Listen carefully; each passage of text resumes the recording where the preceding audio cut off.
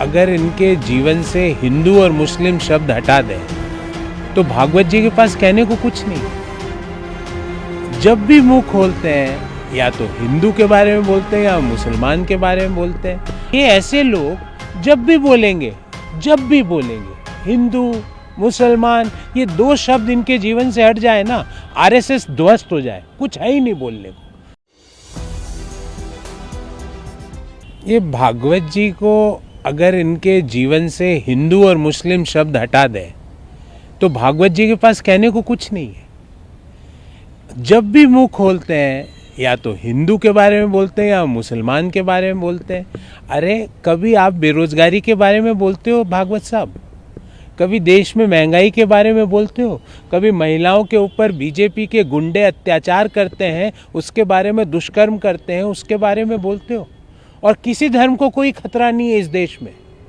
वो कह रहे हैं मुसलमान, मैं कह रहा हूँ किसी धर्म को कोई खतरा नहीं है, क्योंकि ये देश ऐसा देश है, इस मिट्टी में इतनी ताकत है जो सारे धर्मों को संजो के आगे बढ़ने की बात करती है। पर ये ऐसे लोग जब भी बोलेंगे हिंदू मुसलमान, ये दो शब्द इनके जीवन से हट जाए ना, आरएसएस ध्वस्त हो जाए, कुछ है ही नहीं बोलने को। ना आरएसएस के प्रमुख के पास है, ना आरएसएस के दूसरे कार्यकर्ताओं के पास है। तो आप कभी देश में व्यापक बेरोजगारी की बात करो, देश में व्यापक महंगाई की बात करो, देश के लोगों की क्वालिटी ऑफ लाइफ कैसे सुधारी जाए, इस पे बात करो। क्यों कभी एक शब्द नहीं बोलते? समस्याएं ये है। बाकी जहाँ तक धर्मों की बात है, ना तो हिंदू को कोई खतरा है, ना मुसलमान को है, ना सिख को है, ना ईसाई को है, ना बौद्ध को है, ना किसी और जाति को है। क्योंकि इस मिट्टी में वो ताकत है जो सभी धर्मों, सभी जातियों, सभी रंगों को संजो के आगे बढ़ने की प्रेरणा देती है। ये इस मिट्टी की खूबसूरती है। आप इस देश को आगे बढ़ाने के लिए कभी तो अपना दृष्टि दीजिए, वरना आज आपका शासन है, मोहन भागवत जी का ही शासन है, आज उनका शासन है और वो ऐसी बात कर रहे हैं।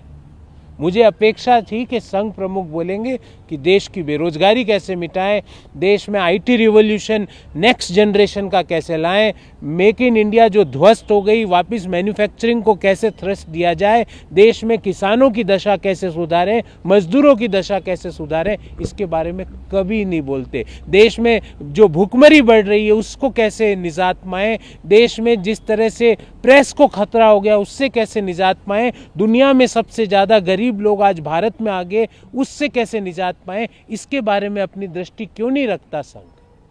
दूसरा सवाल ये है कि राहुल जी की यात्रा पंजाब में कल प्रवेश किया। इस बीच भाजपा नेता लिखकर अनुरोध किया है कि 1984 सिख विरोधी दंगों के दोषियों के खिलाफ भारत सरकार जो है आवश्यक कार्रवाई करे, as per the report of justice Dhingra committee. करो ना, हम कब मना करते हैं?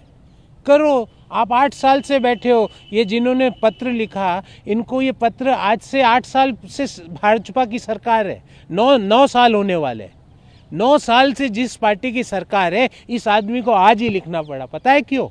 क्योंकि ये व्यक्ति और इसकी सोच घबरा गई।